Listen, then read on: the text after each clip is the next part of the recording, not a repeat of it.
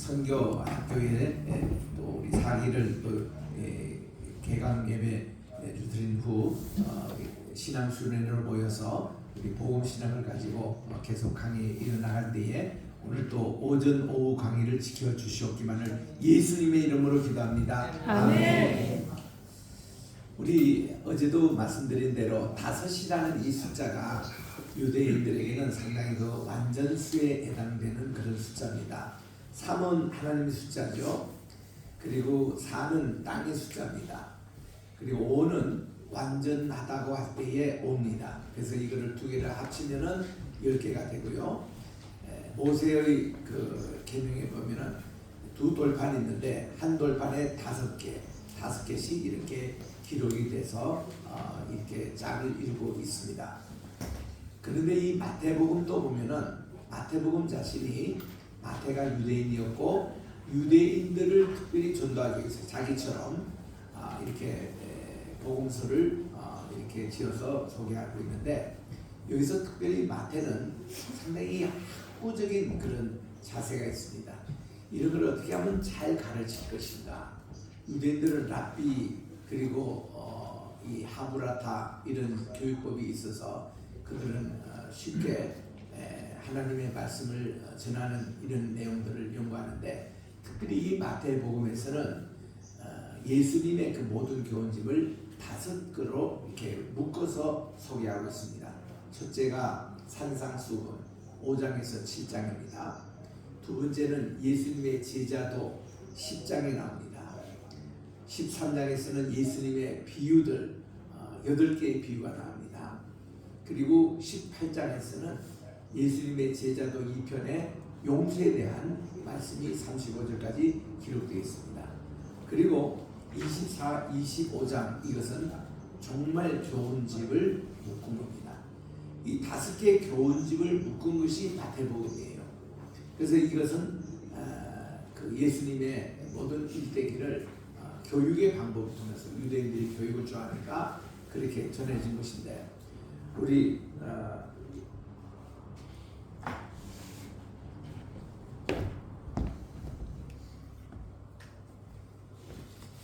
그래서 이 마태복음에서는 1장부터 4장까지 서론의 부분으로 이렇게 이제 정리하면서 이제 이렇게 됩니다.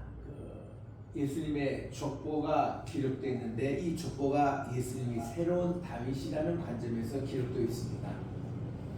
그리고 우리는 흔히 무슨 성탄절이라 이런 용어를 쓰는데 이런 용어가 맞지 않아요.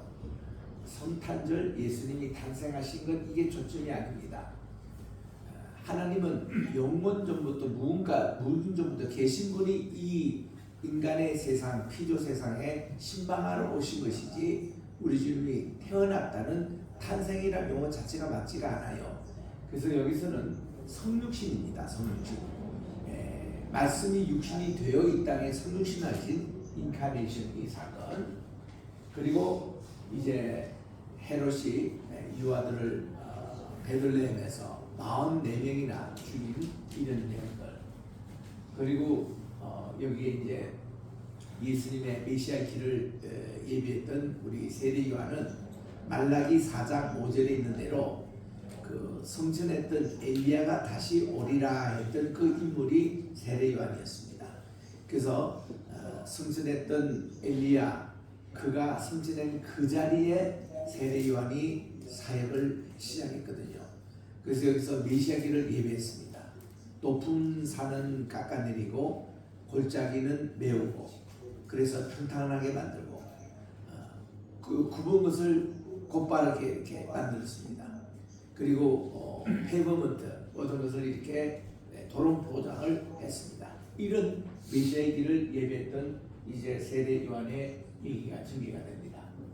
그 다음에 이제 아까도 얘기한 대로 5가지의 그런 이 내러티브와 관계되는 것이 교훈적으로 연결되는데 예수님이 12제자를 부르심과 함께 그들에게 산상수훈을 주신 거예요. 그리고 여기서 보면은 5개의 이적 기사가 나옵니다.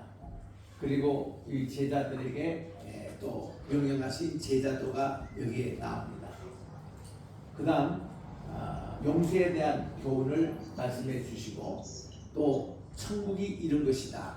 그게 8가지 비유, 보통 7가지 비유인데 8개입니다. 마지막 또 비유가 있습니다. 그리고 예수님이 이제 우리 종말이 될수록 예수님의 모습이 변모됐다는 것은 예수님의 본래 하나님의 본체 모습을 보이신 것이죠. 제자들에게 3명에게만 공개하셨습니다.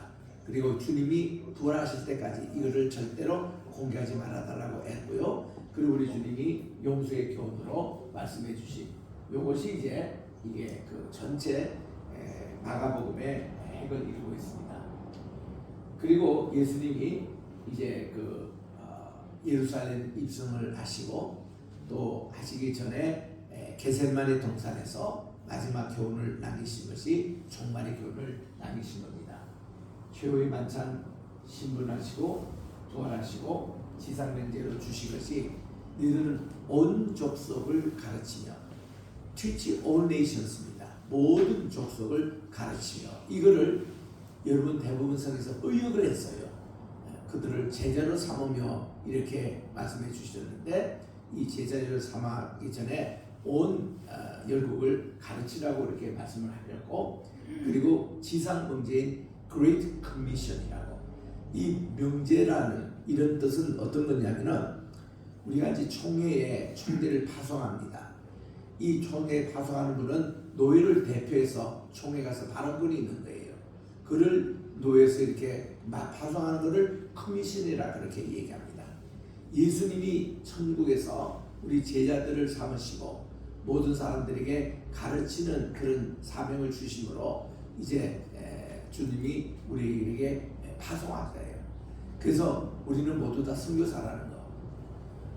예수님께서도 아버지 하나님께서 아들 예수님을 이 세상에 파송하신 것이 이게 선교거든요. 그래서 예수님도 우리를 이 세상에 파송하셨습니다. 천국을 가르치려고. 이것이 이제 전체 마태복음의 건강한 인내인 겁니다. 그래서 이게 복음서의 시작과 끝이 같습니다.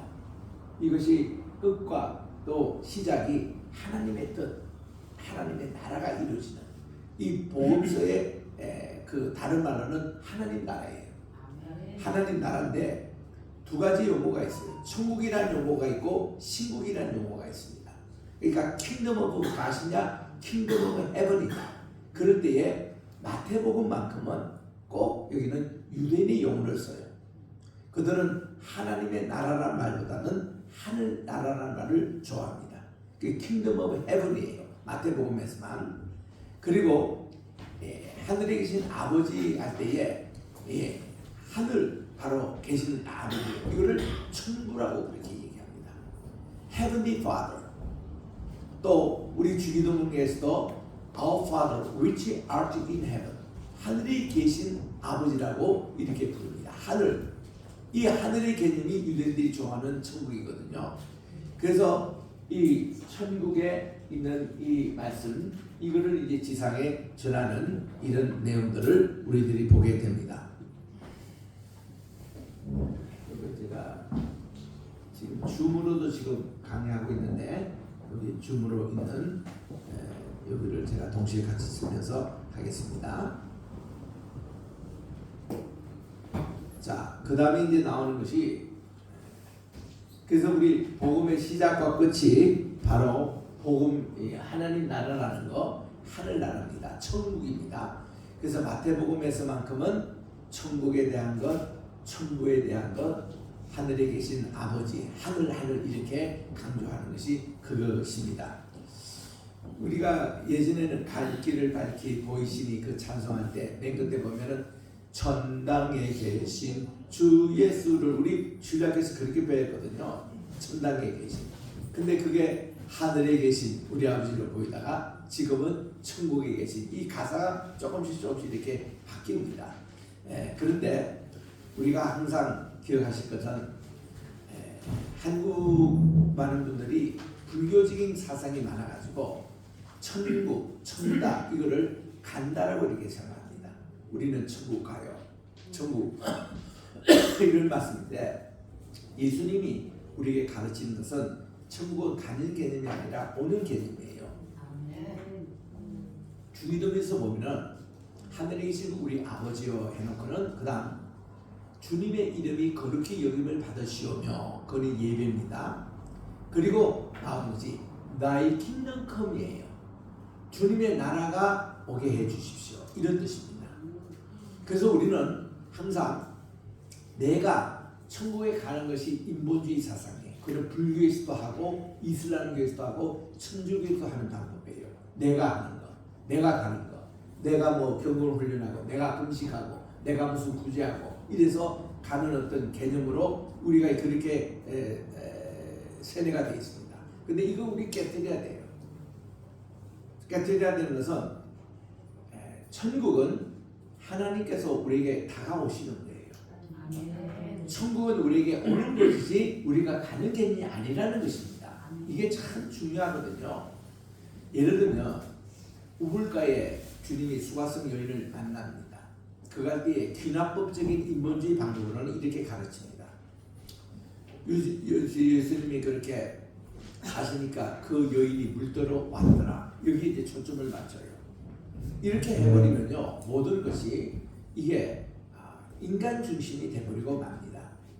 그래서 저는 인본주의라는 것은 인간 중심이 주어가 되는 거고, 신본주의라는 것은 하나님 중심의 주어가 되는 게 신본주의거든요. 그래서 저는 우리 모든 성도들에게 신본주의적인 일기, 신본주의적인 사고방식을 꼭 가지라고 그럽니다. 쉽게 설명해 이런 겁니다. 우리 인본주의적인 일기를 쓰라 그러면은 하나님께서 오늘 나를 6시에 깨워주시고 7시에 교회 가게 하시고 또 8시에 누구를 만나게 하시고, 이렇게 해서 우리 신본주의는 모두 하나님께서 우리에게 하시는 겁니다. 하나님이 깨워주셨고, 하나님께서 이분을 만나게 하시고, 하나님께서 이렇게 했다. 주어가 이게 하나님이 이게 맞는 건데, 인본주의적인 일기를 쓰라고 하면 내가 몇 시에 깨가지고 내가 또 몇 시에 뭐하고 내가 주제가 되고 있어요. 그러니까 하는 것도 플랜도 자기가 세우고 하는 것도 세우고 결과도 그렇게 되고 이렇게 되다 보니까 이것이 하나님하고 연결이 되지가 않는 거예요. 우리는 신본주의, 이거는 하나님께서 주어되는 이런 일기로 바꾸려면은 내가 오늘 또 하나님이 여기에 보여주셔서 이렇게 강의를 듣게 하시고 또 누구를 만나게 하시고, 하나님께서 오늘 또 계획을 가시고 또 오후에 일어난 뒤 1시간 후에 또 오늘 내일 하나님께서 계획하시는 섭리대로 우리가 이렇게 가는 것.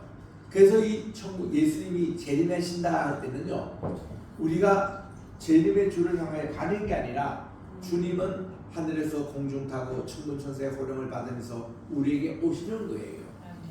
우리 주님은 이곳에 지금 오고 계십니다. 우리 주님이 여기 지금 와 계시는 거예요. 내가 가는 게 아니라 주님이 여기 오시는 겁니다. 그래서 우리 미국의 진이라는 소년이 매일 아침 일찍이 일어나서 새벽기도에 참석했습니다. 그가 청전에 도착하면 꼭 이렇게 인사를 했다고 그래요. Good morning, Jesus. I'm here. Jim is here. 정말 예수님, 제 짐이 왔습니다. 이렇게 인사를 했답니다. 근데 이 소년이 자라서 청년이 되고, 청년이 자라서 장년이 되고, 노년이 됐습니다. 이제는 교회에 나올 만큼의 무릎이 되지 않고 걷지를 못합니다. 그래서 그는 침상에 누워서 이렇게 주님께 기도했다고 그럽니다. 그러니까 이번에는 주님이 매일 아침에 오셔가지고 짐에게 Good morning, Jim. I'm here. 주님께서 오셔서 짐에게 늘 와 주셨다는 거예요. 바로 그런 내용입니다. 지금 여러분 우리도 모르는 가운데서 매일 우리 주님이 우리를 깨우러 오세요. 그리고 우리에게 굿모닝 하고 여러분들 인사를 하십니다. 우리 주님이 이렇게 오늘 또 지금 여기 지금 와 계시거든요. 그래서 우리 주님이 함께 지금 있는 이 시간이 우리에게는 얼마나 행복한지 모릅니다. 이 주님이 오시는 거예요. 그래서 이거를 요한복음 4장을 통해서 신분주의적으로 이러면 이렇게 됩니다. 이게 수가성 여인이 주님께 온 게 아니라 주님이 수가성 여인을 만나러 오신 거예요. 그래서 우리 주님이 먼저 대화를 거셨고, 우리 주님께서 이 여인에게 깨닫게 하시는 겁니다. 자, 이럴 때 우리 흔히 요한복음 4장을 인본주의 방법으로 읽는 것을 귀납법이라 그러는데, 귀납법을 읽으면 질문도 인간적인 관점에서 던지고 답변도 그런 인본주의적에서 답변하면 이게 전혀 본문을 이해를 할 수가 없습니다. 그렇게 하면 어떻게 맞냐면 이 여인이 말이죠, 남자를 밝히는, 이미 벌써 5 결혼했고 6번째 결혼도 지금 실패하고 있고 그런 어떤 여인으로 우리가 흔히 생각하기가 쉽습니다. 그러면 이 전체 분위기로 봐서 도저히 이해가 되지가 않아요. 왜냐하면 그렇게 남자를 밝히는 여인 같으면 이게 자기가 우물가에 쓰고 왔는데 이거 왜 유대인의 남자가 지금 앉아있는 거예요. 이분이 자기 먼저 말을 겁니다. 내게 물 좀 주시오. 이거는요, 그 당시 문화에서는 이해가 되지 않는 일이었습니다. 왜냐하면 유대인들이 사마리아 사람들을 참 지저분하게 봤습니다. 그들이 BC 722년에 나라가 멸망할 때에, 그때 아시리아 왕이 이 티글랏필레세 3세 때에 침공을 해서 망하기 시작했고, 사네립 때에 완전히 이 나라가 멸망을 당했거든요. 그래가지고 이때 아시리아가 북쪽 이스라엘의 사마리아 사람들을 다 멸족시키기 위해서 이들을 끌고 자기 나라에 데려가는 거예요. 그리고 이 나라에는 15개 부족을 다 강제 이민하게 해가지고 피를 쓰던 겁니다. 그러니까 남쪽에 있는 예루살렘에 있는 유대인들 입장에서 볼 때는 저 에브라임 지파, 저 10지파, 저 친구들이 아시리아를 통해서 피가 섞인 민족이라고는 그 다음부터 아예 쳐다도 보지 않고 인간 취급을 안 해버렸습니다. 사마리아 사는 것들은 혼혈된 민족이다. 이래가지고 이래서 소름을 받았던 사마리아 사람인데, 그러니까 이분들이 평소도 그러는데 그것도 사마리아 여인이 유대인의 청년, 나비와 같이 생긴 여청년에게 이렇게 대화를 이분이 먼저 건다? 이 사마리아 사람들도 생각이 완전히 달랐고, 이 유대인의 청년이 자기의 말을 거는 것도 있을 수 없는 일이 벌어난 거예요. 그러니까 이 사마리아 여인이 어떻게 당신은 유대인 청년으로서 제게 이렇게 말을 것입니까? 하고 의아해하는 거예요. 그러니까 우리 주님은요, 화제를 완전히 확 바꾸십니다. 물 달라 했다가 내가 누군 줄 알았으면 내게 물을 구했을 것이다. 나는 내가 이렇게 목마르지 않는 생수를 내가 가지고 있다고 했더니 여인이 그다음 또 이해가 안 됩니다. 이분은 보니까 뭐 두레박도 없고 물도는 어떤 양동이도 없고 그러는데 이 깊은 우물에 무슨 어디서 물을 길러서 자기에 준다는 말인가? 이거 이해가 되지 않는 겁니다. 그러나 이 여인이요, 굉장히 쉽게 말하면 구도자입니다.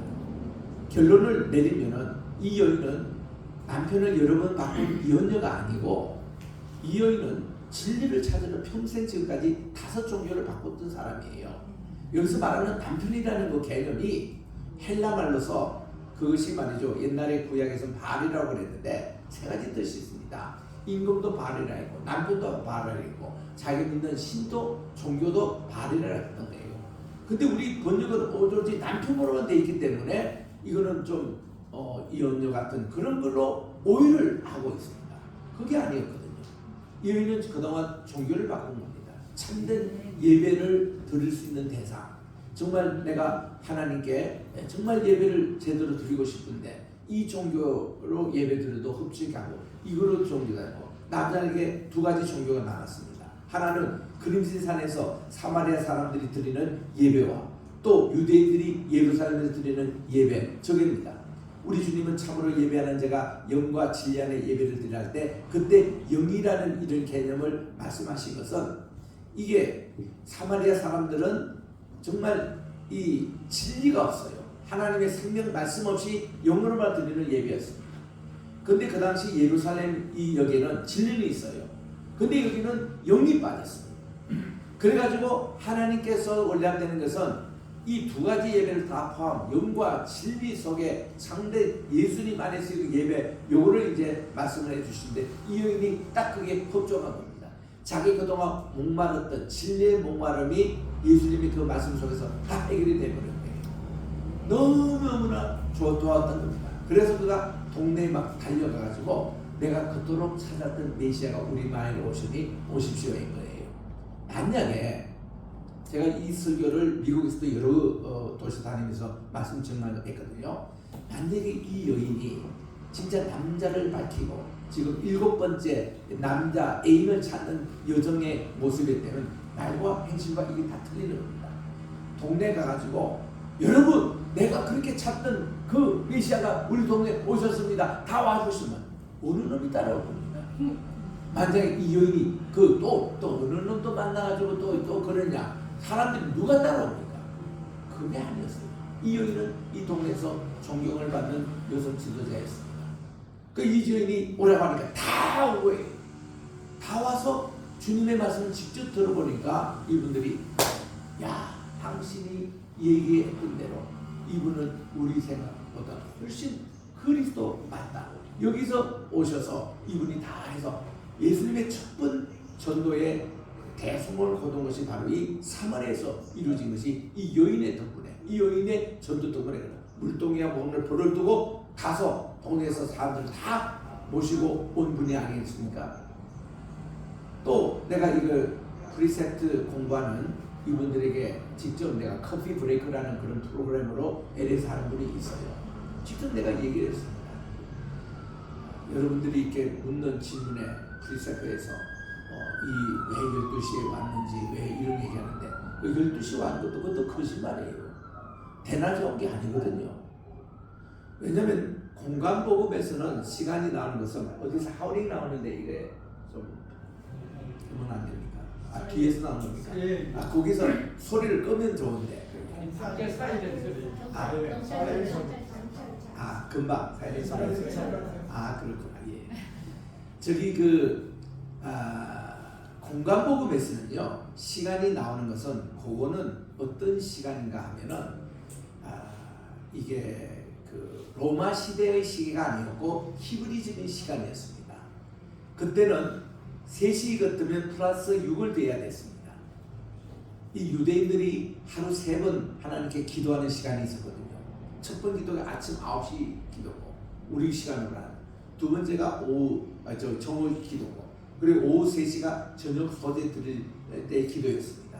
그래서 이게 9시, 12시, 오후 3시인데 성경에서 이 시간을 어떻게 나오냐니 6시간을 뺀 시간으로 나옵니다. 예를 들면 이 9시 시간이 오후 3시로 이렇게 나와요.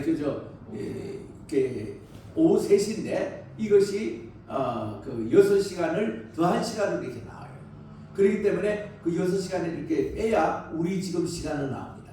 그런데 요한복음은 쓰여졌을 때가 로마 시대였습니다.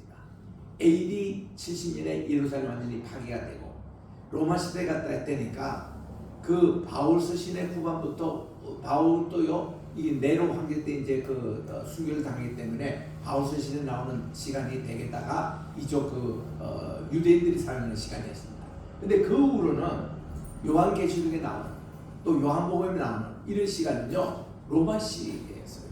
로마 시대의 그것은 오늘날 우리가 똑같은 글레고리 역이라고 해요. 옛날에 유리우스 달력이 있었고 글레고리 있는데 지금 우리가 쓰는 이 달력 똑같은 시간이 우리 로마 시간입니다. 요한복음에 나오는 시간은 우리가 쓰는 시간이에요. 거기서 6시 하면 저녁 6시입니다. 그런데 여기 요한복음 4장에 보니까 6시에 이렇게 나옵니다. 6시에 나오니까 이거를 6을 더해가지고 우리가 생각하는 12시라고 이렇게 이제 하는데 아니에요. 그건 로마 시간 그대로입니다. 예수님이 이 수가성 여인을 만난 시간이 저녁 6시였습니다. 우리 저녁 6시인데 프리셉트 때는 이거를 무시해버리고 12시에 아무도 물길이 않는 대낮에 이 여인이 온 걸로 그렇게 가짜뉴스를 퍼뜨려요. 여러분들도 그렇게 알고 있습니다. 그 조금만 이 고대 그것만 알면은 금방 나올 일인데 왜 그렇게 가르쳐요? 요한복음은 그 시간이에요. 그 저녁 6시에 우리 주님이 종일 걸어오셔가지고 사마리아 이 성을 지나게 됐는데 아무도 유대를 잘 지나게 하는데 우리 주님이 여기에 복음을 전하러 일부러 오신 거거든요. 이 여인을 만나러 오신 겁니다. 여기에 바른 예배를 가르치러 우리 주님이 오신 거예요. 그 제자들이 저녁 창거리를 사러 이제 보내는 동안에 이 여인을 우리 주님이 만나 주셨는데, 만약에 이 여인이 남성을 바뀐 거라면은 우리 주님이 나 물 좀 주시오. 그러면은 이 여인이 아이고 물뿐입니까? 제 침대는 아주 화성류의 침대로 향이 좋고 놀 곳이 있습니다. 놀다 가세요. 이렇게 하는 거예요. 뭐 그게 무슨 뭐 물의 대화, 목마르지 않는 뭐 물 이런 도가 높은 이렇게 그거를 이렇게 주고받는 그 수준 높은 그 대화가 아니라, 여기 좋은 놀거리가 있고 좋은 음식이 있으니 오늘 하루 좀 잘 쉬다 가세요. 이렇게 유혹을 할 수 있는 용어가 한마디도 나오지 않는 거예요. 이 여인이 얘기하는 것은요 아주 고차원적입니다. 우리 조상들은 이 그림신산에서 예배드리는데, 당신의 조상들은 그 예루살렘에서 예배드리는데 당신이 선지자라며. 왜 그러니까 이 물을 달라고 할 때 내 남편을 불러라 이렇게만 얘기하는 거예요. 제 남편이 없습니다. 딱딱할 때입니다. 그러니 너 5 종교 다니며 진리 찾는 거 다 알아. 지금도 네가 갖고 있는 사마리아 그 종교 참된 종교 아닌 거 너 알잖냐고. 이러니까 이 여인이 그 놀래버리는 거예요. 이분은 대단한 분이네. 선지자네. 그래가지고 이분이 선지자라면 우리가 도대체 예배를 어디에서 드리는 게 맞습니까? 그랬더니 우리 주님이 이 산도 말고 저 산도 말고 아버지께 예배할 때가 오나니 정말 진리와 정말 참된 영 가운데서 예배드린다. 신령과 진정으로 예배한 자를 주님께서 찾으시는데 이 예배를 하나님이 요하신다. 이 여인이 다 알았던 거예요. 이게 이 여인에게는 영원히 목말라 갈증했던 진리가 싹 거기서 풀리는 겁니다. 와, 은혜 받고 예수님께 너무너무 좋아해서, 그렇습니다. 우리 메시아가 오시면은 이 모든 진리를 우리에게 다 가르쳐 주실 것입니다. 여러분, 거리에서 남자 좋아하는 여자들 이런 수준의 높은 얘기를 하는 사람이 있더라고요. 말도 안 되는 일을 교회에서 가르치고 있는 거예요. 그리고 이 여인이 진짜 그 거리에 소문난 그 동네 가서 내가 오늘 또 만났는데 오시오. 어느 놈이 따라오겠습니까? 또 오늘 또 어느 놈 만났냐? 이렇게 할 거 아니에요. 아니었습니다. 여인만큼 진리를 삼아 이 여인이요, 예수님에 대한 이해도가 처음에는 유대인 청년으로 알았습니다. 그 다음 예수님을 랍비로 존경을 해요. 그 다음부터 선생님이라고 붙입니다. 이 여인이. 그 다음 이번에 보니까 선지자예요. 선지자로 또 호칭합니다. 그리고 예수님이 메시아가 오면은 모든 것을 우리에게 알려주다. 호 크리스토스. 이러니까 예수님이 내가 바로 그러라. I am he. 이러니까 100% 믿어버리잖아요. 이 여인. 예수님을 메시아로 믿고 메시아로 가서 오셨다고 증거하고 오잖아요. 사람들 다 모시고 오잖아요. 메시아로 바뀌는 거예요. 예수님에 대한 신앙 고백이 이렇게 자라나고 있는 모습들을 복음신앙에서 가르치는데, 마지막으로 요한복음에서는 예수님이 하나님이시라는 것, 도마가 고백했던 고백 최고, 그게 제일 본질적인 고백인다마는 이런 모습들을 보게 되는 거예요. 그러니까 이런 원리로 보면은 우리 성경을 아까도 얘기한 대로 사마리아 여인이 예수님을 만나러 온 게 아니라 주님이 이 여인을 만나러 여기에 오셨고 이 사마리아 사람을 만나러 오신 것이고, 이런 원리로 따져보면 우리 신앙 간증할 때 들어보면요, 대개 사람들이요, 내가 가는 교회 개념으로 생각을 해요. 아니에요. 주님은 내게 오셨습니다. 이런 신앙 간증을 하시는 거예요. 내게 찾아오신 예수님을 증거하셔야 됩니다. 지금도 그 예수님이 오고 계시거든요. 그래서 독일의 몰트마리나라는 이분이 그 희망의 신학이라는 책에 그런 얘기를 하고 있습니다. 우리 재림의 예수님은, 제가 이제 그 독일 그쪽에서 이제 대서양을 받아봤던 것 같아요. 대서양 거기에 어느 부분에 이제 태양이 이렇게 떠오르는 모습을 보고 몰트만이 그런 얘기합니다. 재림의 예수님도 저 떠오르는 태양처럼 우리에게 다가오고 오시는 예수님으로 그렇게 이제 소개를 합니다. 그래서 우리는 그 나라, 하나님의 나라가 오시옵소서. 주님 어서 오시옵소서. 이게 마란아타입니다. 우리 따라합시다. 마란아타. 이 마란아타가 계시록 22장에 3번이나 나오거든요. 주님 어서 오시옵소서입니다. 우리가 내가 주님께 가겠습니까 아니라 주님 어서 오시옵소서. 이게 우리 신앙 고백이에요. 이게 마라나타라는 이것은 그 당시 이게 박해 상황석이기 때문에 그들이 예배가 다 끝나면은 마라나타로 인사합니다. 마란이라는 게 아람말로 오시옵소서. 아타는 주님이라는 뜻이에요. 이거를 붙여가지고 마라나타라고 이렇게 하는 거 그렇게 발음하지 마시고 이게 마란아타입니다. 따라합시다. 마란아타. 주여 오시옵소서. 이거 제가 저 뒤에 계시록 제가 강해 설교집도 보면은 주여 어서 오시라 마란아타로 이렇게 돼 있고 제가 여러분들 책 설명할 때도 마란아타라고 이렇게 아람말로 이렇게 써드리는데 주님 오시옵소서. 이 신앙이에요. 그래서 여러분들이 항상 보면은 성도님들 만날 때에 할렐루야 아멘도 좋지만은 초대교회는 마라나타가 인사했거든요. 왜냐하면은 우리가 일주일 만에 만납니다. 참 박해 상황 속에서 기독교를 박해하고 언제 잡힐지 모르고 순교 상황 속에서도 주일날 만나니 얼마나 반갑습니까? 그 주님 오십니다. 인사로 격려를 하고 헤어질 때도 마라나타예요. 주님 오실 것이니까 우리가 어떤 어려움을 당했더라도 조금 우리 참으십시다. 이거거든요. 지금 이 상황이 그래요. 마라나타 시대예요. 지금 종말이 가까울수록 점점 예수 믿기 힘들어져요. 점점 신앙생활하기 힘들어집니다. 이럴수록 주님은 더 가까이 와 계세요. 조금만 더 참으시면 됩니다. 그러니까 우리는 절대로 낙담하지 말고 마라나타 신앙을 가지면요 항상 승리할 수 있습니다. 왜냐면 주님 오시니까. 아무리 이 세상이 악하고 무슨 전쟁이 있고 난리 소문이 있고 천재지변이 있다 할지라도 주님은 오세요. 우리를 신방하세요. 우리를 치유하러 오신다는 겁니다.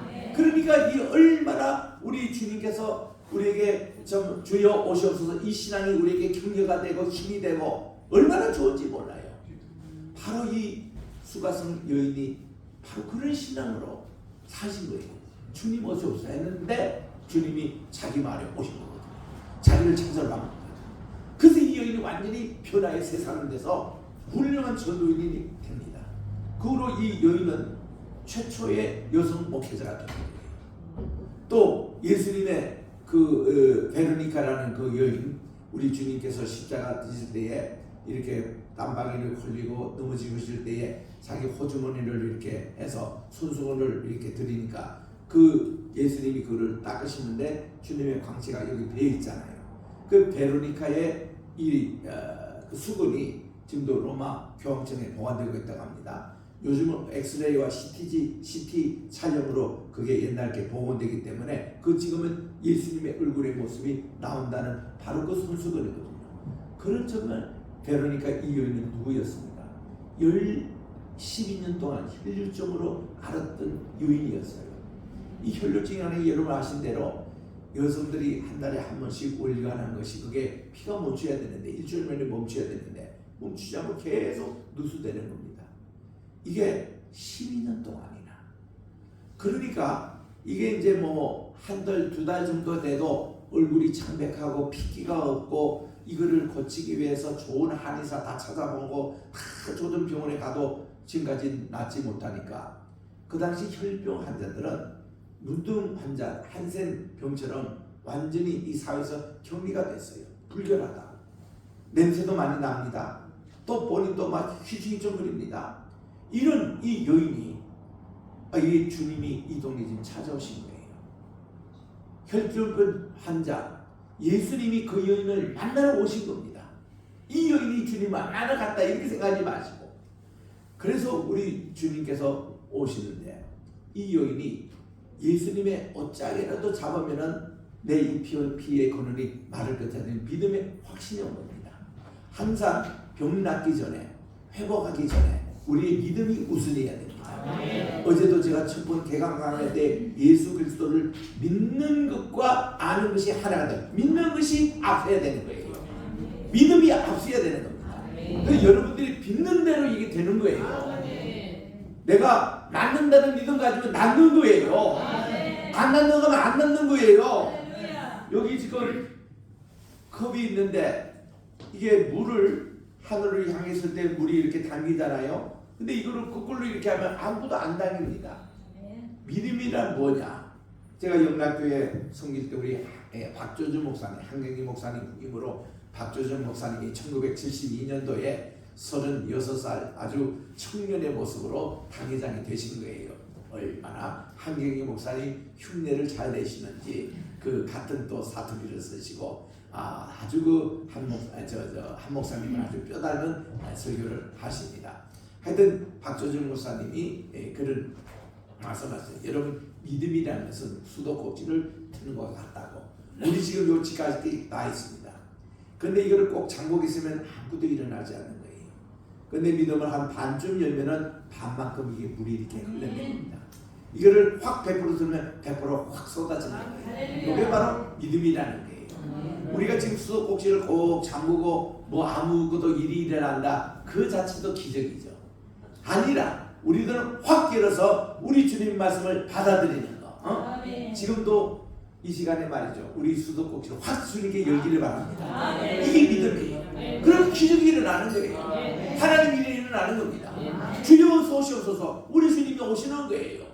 모든 문제를 해결 다 주님께 시켜주십니다. 회복시켜 주시는 거예요. 이게 우리 믿음이거든요. 그래서 정말 이런 것과 같이 이 수가성 여인도 마찬가지고 12해 동안 혈류병으로 있는 여인이요. 내가 내 손으로 주님의 옷자락을 만지면은 내가 되는 것이다. 이때 유대인의 남자들을 여기 옷자락은 술이 달려 있습니다. 술이 달려 있어서 아침에도 제가 말씀드린 대로 365개의 계명 하지 말라 계명이에요. 그 술이 오른쪽에 달려 있고 왼쪽에는 하라 긍정적인 영역의 술이 달려 있습니다. 그래서 예수님의 옷자락을 잡는다는 것은 말씀을 잡았다는 얘기입니다. 이 여인이 예수님의 그 옷자락 말씀을 딱 잡으니까 병의 근원이 싹 나아진 거예요. 그렇게 피가 계속 나는 것이 이걸 거치려고 어디라도 달아가지고 안 되지만 우리 주님이 자기에게 오시니까 해결이 되는 거예요. 그래가지고는 너무너무 기뻤던 이 여인이 예수님이 십자가 지실 때에 그 옆에 있을 때 우리 주님이 자기도 알아보고 자기도 우리 주님에게 저 피를 좀 닦으시라고 손수건을 내민 그게 우리 주님이 닦으신 이것이 지금도 보완되어 있는 것이 아니겠습니까? 그 이제 성지순례 가면 그까지 이제 설명을 하게 됩니다만은 이 베르니카 여인처럼 이 수가성 여인처럼 정말 우리 주님이 그를 찾아보시는 거예요. 그래서 우리 항상 우리 가정에도 여러분들이요 주여 우리 집에 오시옵소서, 우리나라에 오시옵소서, 하나님 우리 교회에 오시옵소서. 우리 이미 와 계시는 거예요. 이미 와 계시는 겁니다. 여러분들 어떤 분들은 평생 예수를 믿으면서 내가 예수님의 얼굴을 한번 봤으면 예수님의 목소리를 한 번이라도 들었으면 이렇게 하는 분들이 참 많습니다. 그런데 그런 분들은 그렇게 예수님이 여러분 그 원하는 대로 안 하세요. 왜냐하면 하시는 거는 뭔가니 그런데 하도 믿음이 없는 사람에게는 우리 주님이 목소리도 들려주시고 모습도 보여주세요. 그런데 그럴 필요 없는 사람은요 그냥 있는 것 자체가 목소리 듣는 거고 있는 자체가 지금 사는 건데 굳이 뭐 보여주고 지지 않는 거죠. 그죠? 여러분들이 이제 사랑하는 아내와 같이 산다. 또 아버지와 어머니와 같이 산다. 사는 것 자체지. 그거를 애들이 아침에 일어나가지고 야 우리 아빠 엄마 얼굴 한번 봤으면 좋겠다. 맨날 보고 있는데 그게 예수님이 빌립에게 그런 말씀하셨잖아요. 야 나를 먼저는 아버지를 먼저고 아버지를 먼저 나를 먼저인데 내가 무슨 소리 하느냐. 내가 바로 길이거든. 내가 바로 진리거든. 내가 바로 생명이거든.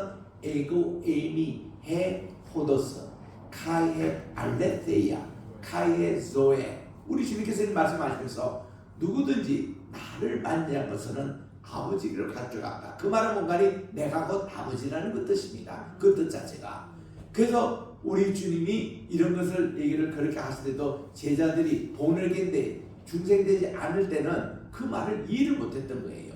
그런데 우리 주님이 부활성찬 하시고 나서야 그때 그 말씀이었구나. 그때 이제 깨닫게 되는 것이거든요. 우리 복음이 이런 것이에요. 복음은 오직 예수님이에요. 우리 예수님 오늘도 우리에게 지금 마라나타 주여 어서 오시옵소서. 그 꽃가서는 천국이요 가는 천국이 아니에요. 천국은 이미 여기 와 있는 천국이 돼야 해요.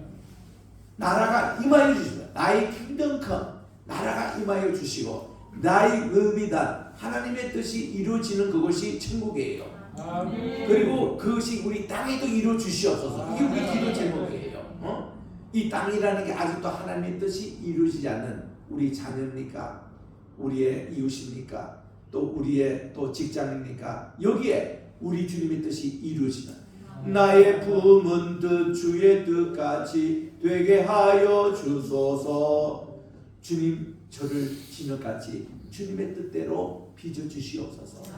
내가 주님의 뜻대로 내가 주님의 뜻의 도구가 되기를 원합니다. 하나님의 뜻의 통로가 되기를 원합니다. 이런 것이 우리의 참된 그리스도의 모습이거든요. 그래서 우리 하나님 나라는 가는 개념이 아니라 오는 개념이다. 그 재림의 예수님은 우리가 가는 게 아니라 주여 어서 오시옵소서. 말은 그래놓고는 생각은 맨날 우리가 가는 개념으로 생각해요. 사람들이 나 천당 간다 나는 어디 이런 개념이 아니에요. 우리 주님이 나라가 지금도 임하여 오고 있고 우리 하나님이 여기에 임하여 내려시고 우리 주님이 잘 때도 우리에게 임하여 주시는 이거 생각하면 불면증이라는 게 없습니다. 참 잘 알아요. 우리 주님이 나의 목자가 되시는데 우리 교회 이름이 로이 교회입니다. 여호와는 나의 목자심이 얘기해요. 본래 우리 교회 이름이 겟세마네 교회였습니다. 그랬는데 제가 미국에서 한국에 이제 오면서 신학교 사실 하러 이제 왔거든요. 그런데 한국에 IMF가 아니야 코로나가 왔습니다. 코로나 오니 저희 집이 뉴저지 프린스턴에 있습니다. 그래서 우리 아이들이 말이죠. 미국이 지금 코로나가 너무 심해서 노인들이 많이 돌아가신다고 절대로 오지 말래요. 그래서 아이들 때문에 내가 미국에 안 갔죠. 1년, 2년 코로나 때에 제가 딱 한 번 갔습니다. 그리고는 못 갔죠. 그러다 보니까 한국에 정착하게 되는 겁니다. 근데 제가 이제 지금 살고 있는 게 인천 송도에 살고 있어요. 이 송도가 옛날에는 아주 갯벌이었고 송도 유원지라는 거기만 좀 개발되어 있을 때는 아주 옛날이었습니다. 근데 지금은 송도가 완전히 국제도시로 변해서 얼마나 잘 세워졌는지 22년 전에 그때 안상수 시장 있을 때에 내가 한국에 주안장로교에 집회하러 갔습니다. 그랬더니 거기 내 동창되는 김성모 목사님이 나를 안산수 시장실로 데려가더라고요. 가니까 뭐 조감도가 이렇게 나오는데 건사하더라고. 이게 뭡니까 했더니 앞으로 송도가 이렇게 변할 거래요. 보니까 완전히 21세기 글로벌 시티로 변한다는 거죠. 야, 그분도 안수시사님께서 야 너무 고맙다고. 내가 이제 연세대학교 나왔기 때문에 연세대학교가 여기 들어온다는 겁니다.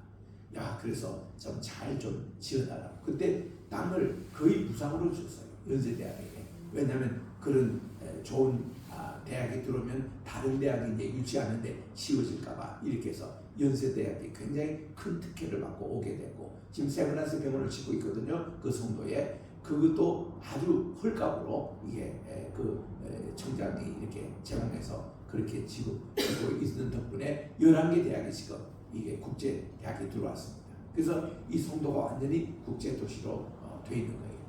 그게 이제 우리 22년 전부터 우리 안 사람이 거기서 살고 있는데 이렇게 제가 대전에서 좀 있다가 우리 송도로 이제 다시 가게 됐습니다. 코로나 때에.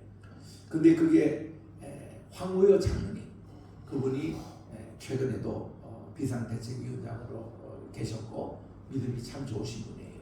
대개 인천 분들은 좀 출세는 다 서울로 가시는데 이분만큼은 지금도 인천을 지키고 있습니다. 그만큼 인천의 강화도 출신이고 강화도의 완이산 그곳이 단군이 오셔서 하나님께 예배드렸던 장소 우리나라의 성지이기 때문에 이거를 인천을 지키고 앞으로 통일된 한국은 인천 중심으로 허브가 돼가지고 왜냐하면 기독교 복음도 인천을 통해서 처음 들어왔습니다. 또 인천의 모든 외국인들, 뭐 러시아, 프랑스, 독일, 미국, 일본 모든 강화 조약이 이 인천으로 처음에 다 들어왔습니다. 또 메가드 장군이 우리나라 6.25 때에 인천 상륙 작전으로 들어왔습니다. 우리나라 국제공항의 제일 큰 것이 인천에 있습니다. 그래서 이거를 최선교 목사님의 제안으로 인천이라는 이름을 넣고 인천공항이라고 그렇게 했습니다. 처음에는 한국공항, 서울공항 이렇게 이름을 하려다가 그 우리 교계에서 우리 인천의 기독교 그리고 1902년도에는 하와이의 사탕수수밭에 노동자가 필요하다고 그렇게 했더니 그 당시 감리교회 전선 목사님이 내리 감리교회 교인들을 동요를 하니까 거기서 102명의 성도님들이 하와이 노동 이민으로 가시겠다는 거예요. 그래서 1620년에 102명이 메이플라워를 차고 대서양을 건너서 미국의 그 플리무스에 도착한 것이 청교도에 그리고 오늘날 미국이 건국이 됐는데 똑같이 1902년도에는 한국 예비 감리교회 102명의 성도들이 하와이 사탕수수에 가서 그분들이 평균도 선교사로 도착한 겁니다. 도착해서 민창호 목사님 중심으로 교회당을 세우고 그 첫 번에 그분들이 다 평균도 이 선교사로 가신 거예요. 그리고 그렇게 아예 내리 감리교에서 그렇게 파송을 하고 이런 관계를 맺은 것입니다.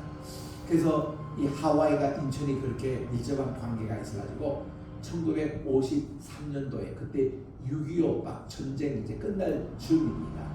제가 태어나니까 6.25가 한 달 만에 끝났더라고요. 그래서 53년도 제가 6월생인데 7월에 휴전 협정이 이제 생겼는데 그때 이 고해에 한국의 그 인천이라는 고거를 따고 그다음 하와이의 하자를 따가지고 인하대학을 바로 인천에 세웠습니다. 53년도 공대로 시작됐거든요. 그래서 인하대학은 한국과 우리 사이에 102명이 와서 이렇게 그 이민 왔던 이거를 기념한 학교가 인하대학, 지금은 종합대학으로 되어 있고 송도에 있습니다. 그 캠퍼스가. 그래서 이제 이 미국에 가면은 맨하탄에 그 지금은 트레이드 센터 110층이 다 무너지고 그 자리에 이제 다른 이제 빌딩이 서 있습니다만은 그전까지도 제일 높은 건물, 지금도 제일 높은 건물이 맨하탄에 가보면 엠파이어 스테이트 빌딩이 있습니다. 그게 102층으로 돼 있어요. 왜 102층이냐 하면은 102명이 이민을 와서 이 나라를 건설했다고 그렇게 세워진 것이고 우리 한국은 한국의 102명이 하와이에 가서 첫 번째 이민으로 세워졌던 것이 하와이이기 때문에 정말 하와이 갈 때마다 내가 늘 고맙게 인사를 하는 게 뭔가 하니 우리나라가 1910년에 일본 강점기 때에 일본으로 모든 주권이 넘어갔잖아요. 그때를 기억하겠으며 대한제국이었습니다. 그리고 일본이 그때에 이완용 대신을 비롯해서 저들이 강행했던 것이 우리나라의 국방하고 외교 요거 두 개만이 그들이 가져가는 한일과 국치일에 그걸 맺은 겁니다. 그런데 요거를 그 이제 조선 총독부를 설치해 가지고 이토 히로부미 이 친구가 일대 그 왔잖아요. 그때 와가지고는 한국에 첫 번에 국권과 외교만 자기들이 가지고 왔는데 우리나라 내치까지도 간섭하겠다고 선언하면서 나온 것을 안중근 장군이 그를 저기했잖아요. 무슨 동안 소리하지 말라. 니들이 그렇게 다 협정해놓고는 무슨 우리나라 내치까지 전부 다 가져가서 우리나라에 이렇게 최초의 조선 총독부가 세워지는 말이 되느냐 해서 하얼빈에서 저격하고 맙니다. 그때 우리 안중근 그분은 캐톨릭 신자였고 그분을 자꾸 안중근 열사, 의사 이렇게 부르는 거 무식한 얘기예요. 아닙니다. 안중근 그분이요 투스타 장군이에요. 그분이 병리 아니고 장군을요 반드시 장군의 이름으로 불러줘야 돼요. 그래서 지금은 안중근 장군이라고 이렇게 이름을 지금 다 바꾸고 있습니다. 그분의 그 동상 가운데 하나가 한평에 있는데 이 전라도 전남 한평에 가보시면 그게 김철이라는 선생님이 독립운동가인데 자기의 전 재산을 모아가지고 상해 임시정부에 이거를 헌금으로 바쳐서 상해 임시정부 청사가 세워진 겁니다. 이거를 기념해가지고 이 한평 사람들이 그 상해 있는 임시정부 그대로를 복원해서 그게 세워놨어요. 한평에. 그래서 한국 가시면 거기 꼭 한번 가보시기 바랍니다. 그리고 바로 그 앞에 안중근 장군의 동상이 서 있습니다. 거기에 보면은 안중근 장군이라고 딱 써져 있어요. 투수가. 근데 이분을 자꾸 병처럼 안중근 의사, 안중근 무슨 뭐 열사 뭐 이런 식으로 아주 격하게 부르는 거 말이 안 됩니다. 누가 불렀나요? 일본 사람들이 부르는 거예요. 일본 사람이 부르고 왜 우리가 따라야 됩니까? 우리는 그분이 우리나라의 애국자로 우리는 존경해서 하는데 안중근 장군으로 부르세요. 이건 정말 이거는 우리 역사를 바로잡기 운동을 해야 됩니다.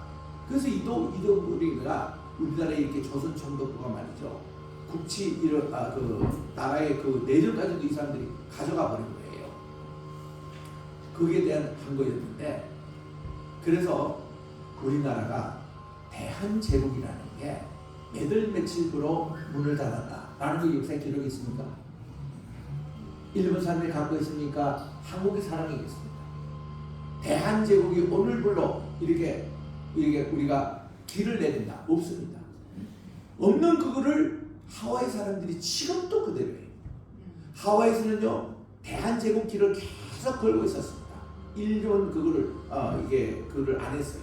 계속 걸고 대한제국으로 그들은 계속 알고 있었고 이제 대한민국이 되고 이럴 때에 이제 그때 이제 이게 바꾼 것이지. 언제 대한제국이 없어졌나요? 지금도 있거든요. 대한제국이 저는 있는 것도 저는 몰랐습니다. 근데 한 번은 이제 한국에 집회 왔다가 이광무 총장님 만납니다. 이분은 우리나라의 몬테소리 그 학교의 원조시더라고요. 근데 이분이 한 번은 저보고 중요한 분을 만나러 가보겠다고.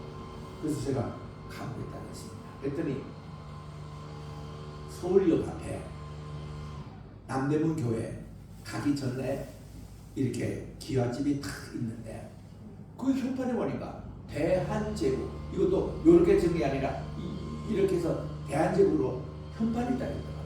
이 현판이 고종 황제께서 쓰신 거예요. 그런데 여기 들어가면은 고종 황제의 지금 90세 넘으셨는데 황제로 계신다는 겁니다. 우리 조선이 27대 고종으로 끝난 줄 알았잖아요. 고종 다음에 순조지 않습니까? 그래서 두 분이 더 내려오시대요. 이분이 30대더라고. 30대 대한제국의 황제로 계시는 거예요. 그래서 이분을 알려날 때는 삼배하고 이렇게 다 궁중에서 쓰는 그런 그게 있더라고. 간단한 제가 오리엔테이션을 갖고 만나 뵀습니다. 그랬더니 건강하시더라고. 미국에서 왔고 또 하버드에서 공부했다고 이런 걸 들으시고는 이분이 무슨 뭐 조사를 하셨는지 그 당시 이광무 이 총장님이요. 거기에 요즘으로 말하면 우리 국무총리 격이 총리 대신으로 계시고 했는데 저보고 앞으로 교육 대신이 좀 되는 요즘으로 말하면 교부의 장입니다. 그 제가 졸지에 대한제국의 교육 대신으로 있어요. 지금 모르셨죠? 제가 지금도 그렇게 그 시간에 있습니다. 지금 대한제국이더라고요. 왜냐하면 이 파평윤 씨가 지금도 대통령이 파평윤 씨인데 그 파평윤 씨가요 조선 27대 왕 가운데서 9분이 왕비예요. 이렇게 많은 모르셨죠? 파평윤 씨가 대단했습니다. 그 다음은 이제 안동 김 씨가 4분이 계셨고 또 심 씨도 계시고 이랬는데 저는 파평윤 씨의 아버지에다가 또 안동 김 씨의 어머니를 두고 있습니다. 그러니 골차구 집안이잖아요. 외척의 집안에서. 그리고는 아버님은 평양이시고 어머님은 안동이세요. 고향이. 그래서 저는 남북 합작품입니다. 그래서 이렇게 이제 통일 운동도 그런 의미를 갖고 있는데 그래서 이제 이러다 왔는데 제가 참 하와이 갔을 때 그런 건 너무 고맙게 생각해요. 대한제국이 없어진 게 아니고 깃발을 내린 게 아니고 그대로 있었다는 거. 근데 이승만 대통령이 딱 될 때에 이 대한제국을 일부러 없애려고 하셨죠. 이유를 아시죠? 이승만 대통령도 같은 그 이성계 후손이시지만은 이쪽 좀 뭐랄까 이방원대 그때 좀 이렇게 내쳐진 그런 집안 후손입니다. 그래서 이 이승만 대통령이 이시조선을 굉장히 싫어했어요. 왜냐하면 자기가 내친 집안이니까. 그래서 고종을 암살하는데 거기에 참여해가지고 체포대가 총신령을 받았잖아요. 그래서 한성 감옥에 1904년에 있을 때 그때 이분이 그 예수를 믿게 되고, 그러니까 우리나라 퀴즈가 있습니다. 우리 조선인 양반으로서 최초 기독교인 된 사람이 누구냐 하면 이승만 초대 대통령이에요. 그분이 한성 감옥에서 예수를, 그 전에 예수 믿는 사람 다 쌍놈들, 또 이렇게 백정들, 또 여인들, 이런 분들이 주로 교회에 다녔지 양반은 한 명도 없었습니다. 왜냐하면 양반은 교회 가면은 이 쌍둥이하고 같이 앉아서 예배 드려야 되고, 이게 여러 가지 격이 맞지 않았어요. 우리나라 그 허문분이 이승만 대통령이었어요. 그러니까 예수를 다 믿고 있다고 감옥에서 특사로 나오셨어요. 그래가지고 예배 참석에 연동교회 가니까 백정 출신의 사람과 같이 예배를 본 게 그게 최초였습니다. 그리고 이분은 또 감리교 교회니까 정동 감리교회 나가셨거든요. 그리고는 선교사님들이 목회자가 되라고 미국에 유학을 보내주신 거예요. 그 이분이 오셔서 조지 워싱턴 대학에서 학사를 2년 하시고 한국에서 이 배제 나왔던 전문학교 2년을 이렇게 덕을 보시고 2년 만에 학사를 졸업하시고, 그 다음에 이제 하버드 대학에 가셔가지고 거기서 신학도 공부하셨고 정치학을 공부하셔서 문화 석사를 하셨어요. 그리고는 프린스턴에 오셔가지고 프린스턴 신학교, 거기서 이분이 신학을 공부하셨습니다. 그리고 이제 정치 외교학과에 가서 우드로 윌슨 대통령 밑에서 이제 그분이 논문을 쓰시는데, 이 논문이 참 지금도 역사에 남는 논문이에요. 논문 내용이 뭔가니 앞으로 이 동북아시아 시대가 올 건데 이때 미국이 중립성을 가지고 우리나라와 함께 관계되었다, 이런 것으로 논문을 쓴 것이, 이것이 우드로 윌슨 지도 교수님이 그 총장 프린스턴 그 학장을 하다가 그 뉴저지의 주지사가 됩니다. 그리고 그 다음에 미국 대통령으로 당선이 됐어요. 됐을 때에 1차 대전이 일어난 겁니다. 1914년에. 그리고는 18년에 이제 전쟁이 끝나는데, 끝나기 바로 1년 전에 이분이 민족 자결주의 연례항을 발표합니다. 이 발표 내용에 이것이 내용이 이승만 자기 제자가 1910년에 프린스턴 대학교 박사 논문을 썼던 그거의 핵심적인 내용이었어요. 앞으로 이 동북 박사가 올 건데 이제는 민족이 다 자기 서로 자립을 하라는 거예요. 이거를 이제 발표를 하니까 그때 일제치하에 있던 우리나라 청년들이 특별히 동경에 있는 유학생들 중심으로 28 선언을 마련합니다. 마련하는 기점이 뭐하니 이승만 대통령의 논문, 박사 논문을 기점으로 하는 거예요. 그게 이제 성공이 되고, 그 다음에 이제 얼마 후에 고종이 돌아가십니다. 이 돌아가실 때는 고종의 부인이 되신 이 민씨 우리 그 부인께서 이게 아주 비참하게 살해가 되셔서 돌아가셨잖아요. 그래가지고 고종 황제는 너무 불안하셔가지고 제가 지금 한국교회에서를 또 강의하고 있거든요. 이분 학교에 한국에 있는 어느 학교에서 제가 이 얘기를 다 합니다. 그때 이 고종 황제가요 너무 민비 자기 부인이 일본 자기에게서 돌아가시고 저놈들이 또 고종을 암살하려고 계획을 다 알고 계셨어요. 늘 불안하셔가지고 이거를 나를 가장 안전하게 지켜주는 분은 미국 선교사님들밖에 없다. 이래가지고 매일 40년 50년 되는 미국의 선교사님들을 자기 주무시는 방에 초청해서 같이 지내셨습니다. 이게 뭐 1, 2개월이 아니고 그때 함께 계셨던 분이 마태 선교사님도 거기 계셨고 언두드 선교사님도 거기 계신 거예요.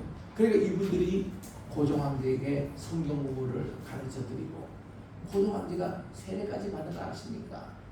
그리고 이 대한 제국을 앞으로 기독교 나라로 만들고 계획까지 다 한 겁니다. 일본이 한국을 합병하려고 한 것이 그 사건이 가장 컸습니다.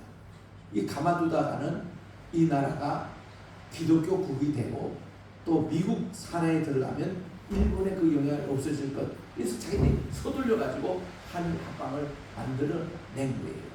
그래서 이제 고종이 이제 그렇게 해서 말씀을 받아들이고 세례까지 다 받으시고 우리나라가 기독교 그 나라로 다 이렇게 가려고 이렇게 되는데 이런 정말 전문 정도의 그런 방해가 있어서 그랬습니다. 이랬던 우리 그 하와이 교포들이 다 우리나라에 그대로 지키고 있듯이 저는 제주도 갈 때마다 제주도 분들이 참 고마워요. 그분이 뭔가 하면요, 제주도라는 것은 원래 탐나 제국이었고 이 탐나 제국의 역사에 보면요, 그들이 2337년에 탐함된 거 비신이다 이때 쓸 때거든요. 이 조상이 누군가니 노아의 후손이 우리나라에 오셔가지고 여기서부터 고을라, 부을라, 또 양부라는 분이 을라라고 합니다. 세 분의 성씨가 기초해서 삼성씨가 이 제주도 탐나제국을 시작했던 그런 분들인데 이 역사에 보면은 탐나제국이 시작되고 나서 4년 후에 우리나라 고조선이 시작된 역사가 나옵니다. 그래서 이것이 이렇게 다 되는데 이 제주 가면은 참 고마운 게 우리 본래 세종께서 1446년 그리고 6년에 그때 3년 동안 연구했던 한글을 우리 국민정부에 보면은 이거 본래 이 한글은 오래전부터 있던 것이었습니다. 있던 것을 이렇게 한 요정을 통해서 발음 기호를 이렇게 해가지고 기역 니은 디귿 이걸 가나다 정리를 하신 분이 이 세종이세요. 그래서 이 훈민정음 해례본에 보면은 이건 내가 창설하는 게 아니라 내가 이거를 다 정리를 했다고 그렇게 발표 나오지 않습니까? 한글의 우수수생에 대해서 제가 다음 주에 또 미얀마에 가서 양콩 국립대학에 가서 한글의 우수수생에 대해서 특강을 해달라고 해가지고 2시간에 걸쳐서 양력에서 제가 지금 말씀을 준비하고 있습니다만 저는 한글의 우수수생에 대해서 이 필라델피아에 그 당시 국민일보가 있었는데 국민일보의 위주판에 1년 반 동안 한글로 쓰고 영어로 써서 이거를 오랫동안 게재한 게 있습니다. 그래서 이제 그걸 제가 요약해서 말씀을 드리려고 합니다. 한글이 얼마나 우수한지 몰라요. 이런 것인데 이런 내용들을 이제 그 제주 분들이 알고서는 일제가 딱 그 우리나라 한인 할방했을 때에 두 가지 목적 아니겠습니까? 첫째는 우리나라가 기독교 나라도 되는 거 그들이 방해를 하고 자기들이 이렇게 움켜쥐겠다는 거. 움켜쥐기 위해서는 우리나라의 역사를 자기들이 훔쳐와야 됩니다. 그래서 한일 합방 되자마자 6,200점의 우리나라 역사를 일본 사람들이 가지고 지금 천안 있는 박물관 그 밑에 보관하고 있습니다. 우리나라 진짜 역사가 우리보다 더 많이 알아요. 두 번째는 우리나라에 왔을 때 우리나라의 그 역사도 이제 가져갔지만 자기들이 어쨌든 이 나라를 무력화해가지고 우리나라 발판으로 대륙에 진출하고 그렇게 했습니다. 그때에 이 최남 육당 선생님이 3일 선언서를 작성할 때에 이게 이승만 대통령이 자기 자료를 준 겁니다. 이걸 가지고 독립선언서를 작성하라고. 그래서 이제 보면은 신천지나 발가도나 그 부분이 나오잖아요. 그 부분 내용이 그런 겁니다. 독립선언서가 우리가 이제 동북아시아가 시대가 이제 곧 오는데 일본이 이제는 무력 정치 그걸 버리고 도의 정치로 돌아서 가지고 평화 운동에 참여하자는 거죠. 이제는 우리 평화의 모두를 가지고 세계 동북아시아가 이 세계를 점령할 날이 오는데 그거를 일본도 우리에게 같이 합세하잖아. 그리고 우리는 이 일에 매진할지 이러는가 하고 33명이 서명을 했던 그 좋은 독립선언서입니다. 이것이 그 전해에 우드로 윌슨이 민족 14사결주의와 또 이 우리 한국의 독립선언서 이게 합구가 돼가지고 북경에 가서 북경이 독립운동하는데 결정적인 역할을 했고 인도에 가서 인도에서도 영국에게 독립하는 거 결정적인 역할을 했고 또 카이로에 가서 이집트가 또 이 독립하는데 결정적인 역할을 한 것이 우리나라의 독립선언서였어요. 제가 이 세 나라를 직접 가서 들은 겁니다. 이게 한국의 독립운동이 다 자극이 됐다는 거예요. 그랬는데 이때의 일본이 전 세계 전 아시아를 잡기 위해서 히라가나 가나카나 51개 글자를 장악하기 위해서 우리나라 한글을 약화시킨 겁니다. 그래서 우리 한글은 28자입니다 원래. 근데 거기서 반점이나 아래 양경이나 응이나 이 4개 글자 이 아래 아 이거를 없애버린 거예요. 없애고 28자로 만든 겁니다. 그럼 지금도 저는 답답한 게 해방된 지 지금 81년이 됐는데 우리 다음 주가 우리 광복절이지 않습니까?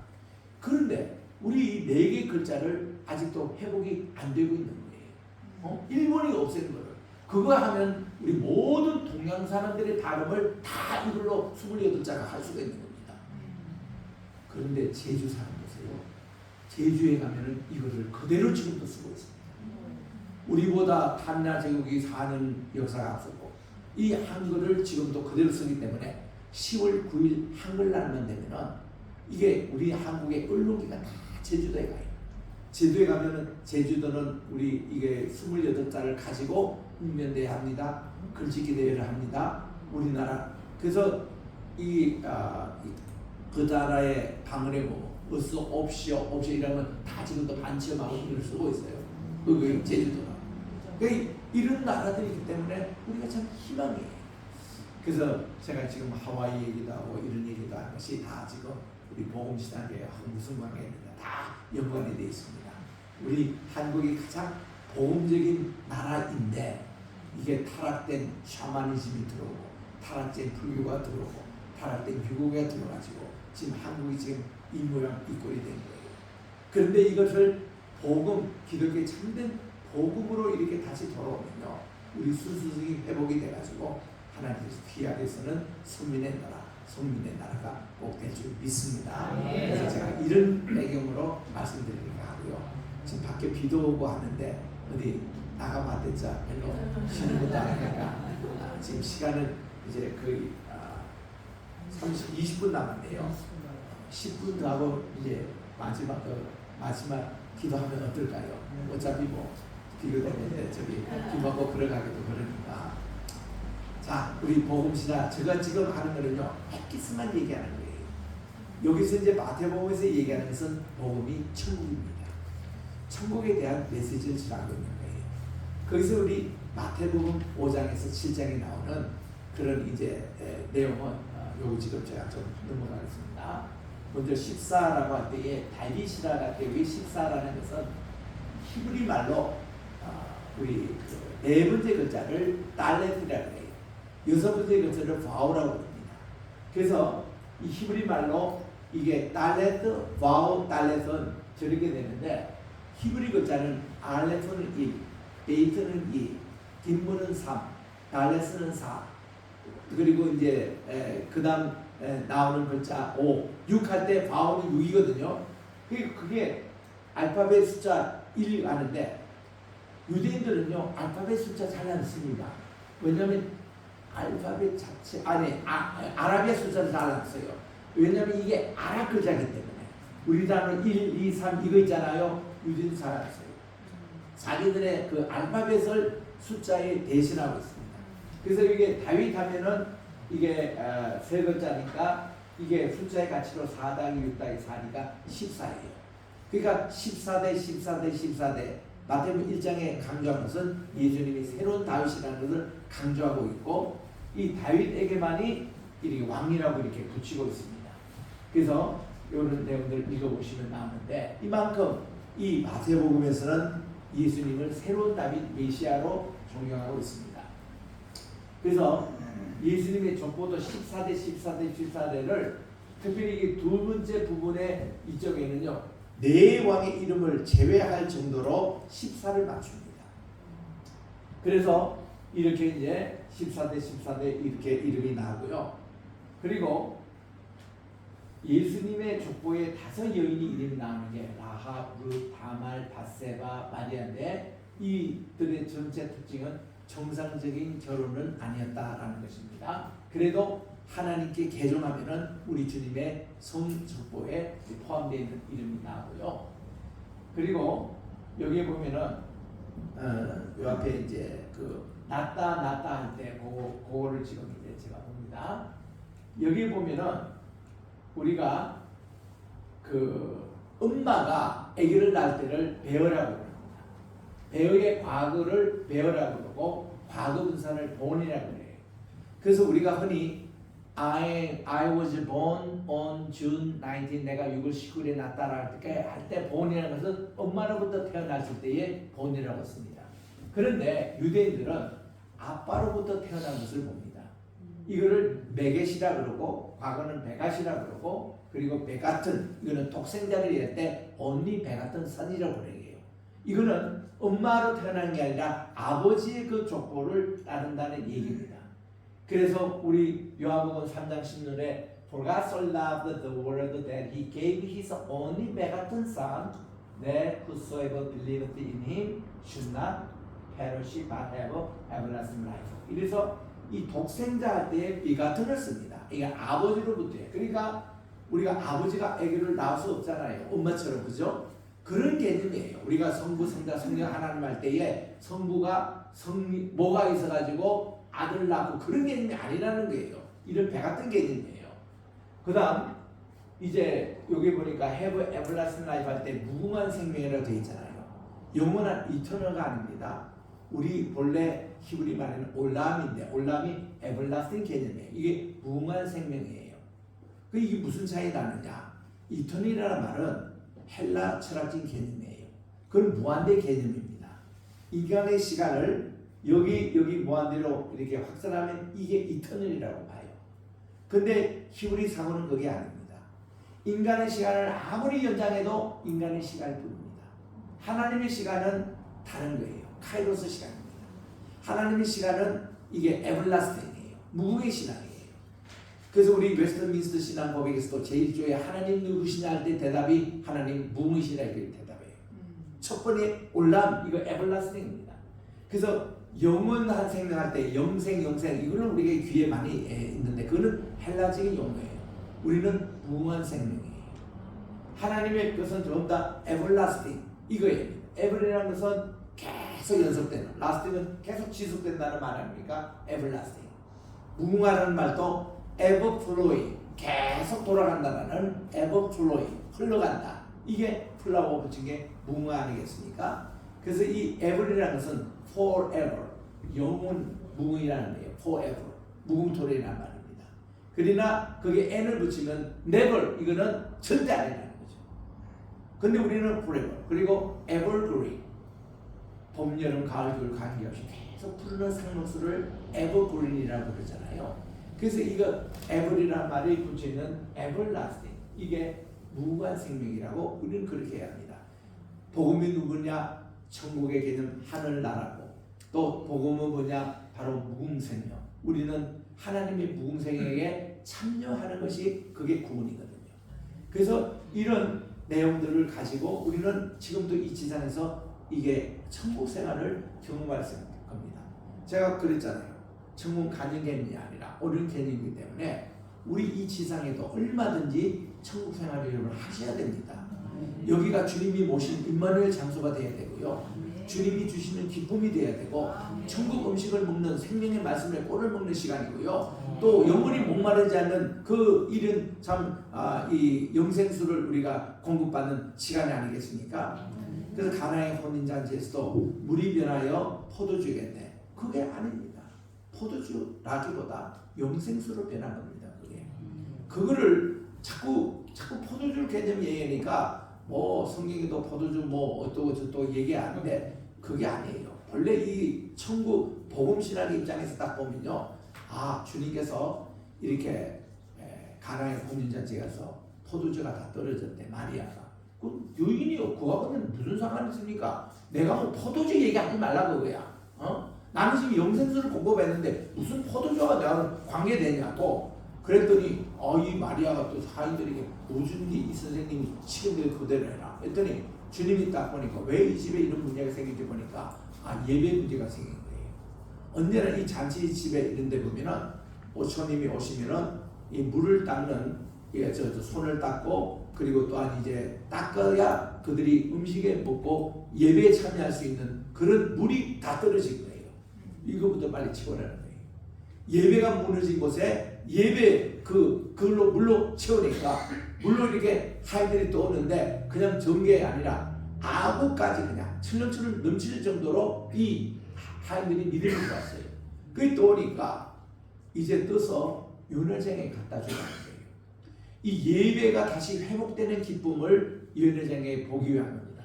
연회장을 딱 보더니 이 사람도 이거를 포도주로 생각한 거예요. 그러니까 이 신랑을 불러다가 아니 보통 이 잔치집에 가면은 사람들이 약간 질이 떨어지는 포도주를 취하게 하고는 좋은 포도주를 먼저 먹이고 그다음 취한 다음에 좀 질이 떨어진 그걸 주는데 자네는 이렇게 좋은 것을 이렇게 감추어 놓고만 하니까 신랑도 자기도 몰라요. 근데 여기 가나의 혼인자 얘기는요, 신랑이 누군지, 신부가 누군지, 들레가 누군지 여기에 대해서 아무 관심이 없습니다. 여기는 오로지 예수님이 주인이에요. 예수님이 이 마태복음, 요한복음 2장이 짝을 이루는 게 요한계시록 19장과 짝을 이룹니다. 이건 공간이 여기 지상의 가나의 혼인잔치 여기 얘기가 계시록 19장에 가보면은 천상의 혼인잔치입니다. 그리스도와 교회가 이제 결혼하는, 영적인 결혼하는 그게 진짜 결혼이거든요. 요와 키아즘을 두드리고 있습니다. 이런 관점에서 가나의 혼인잔치를 해석해야 돼요. 그럼 여기서 뭔가 하면 물이 변하여 포도주 되네 이렇게 부르지 마시고 물이 변하여 영생수 되는 거예요. 그래서 이 요한복음의 전체 주제는 영생수입니다. 이게 무궁한 생명, 영혼이 목마르지 않는 물이에요. 그거를 마시는 자는 구원을 받습니다. 천국을 오늘도 이 시간에 경험합니다. 우리 주님께서 주님 자신이 영원히 목마르지 않는 무궁한 생명수로 우리를 먹여주시는 거예요. 요한복음이 다 그렇게 되어 있습니다. 1장에서 29절에 우리 주님께서 첫 번 안드레하고 베드로를 부르실 때 이 물을 먹여주셨어요. 2장에서 가나의 혼인자녀, 3장에서 니고데임에게 물과 성령, 이거 영생수를 가지고 이거 해야 천국에 들어간다고.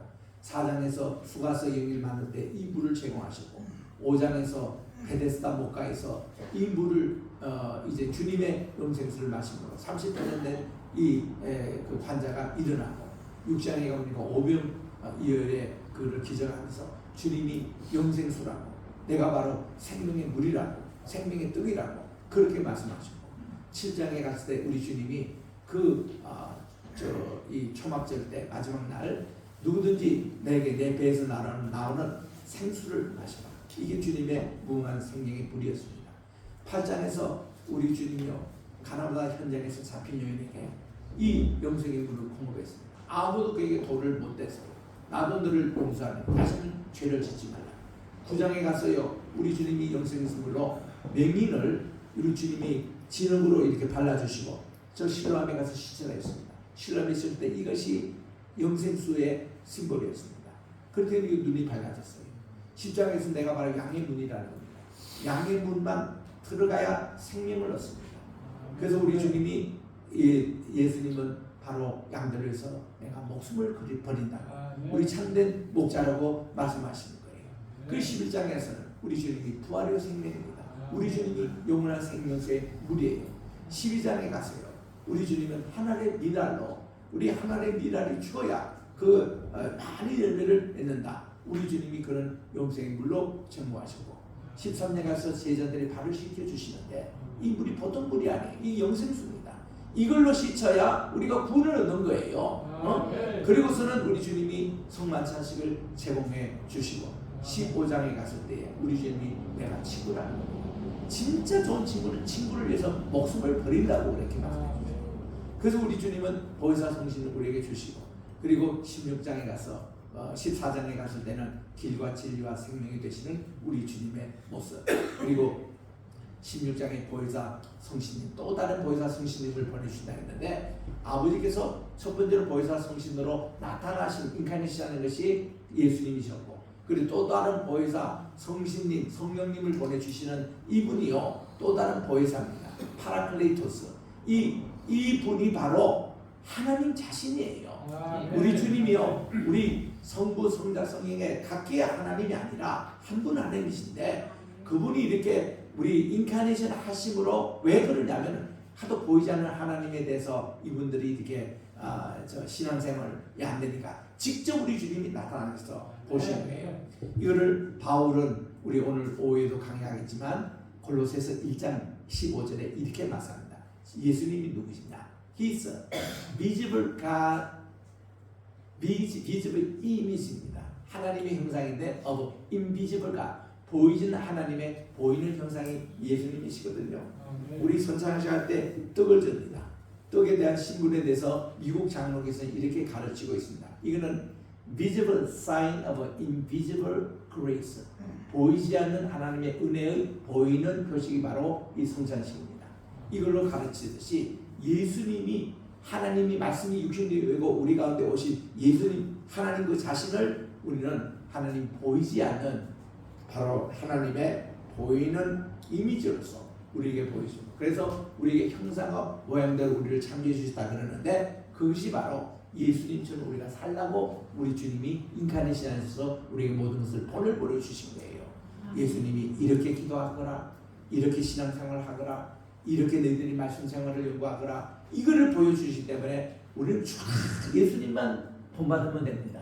예수님만 쫓아가면 되는 거예요. 그 예수 믿는 거예요. 오늘 오후에 계속 말씀드리겠습니다. 고맙습니다.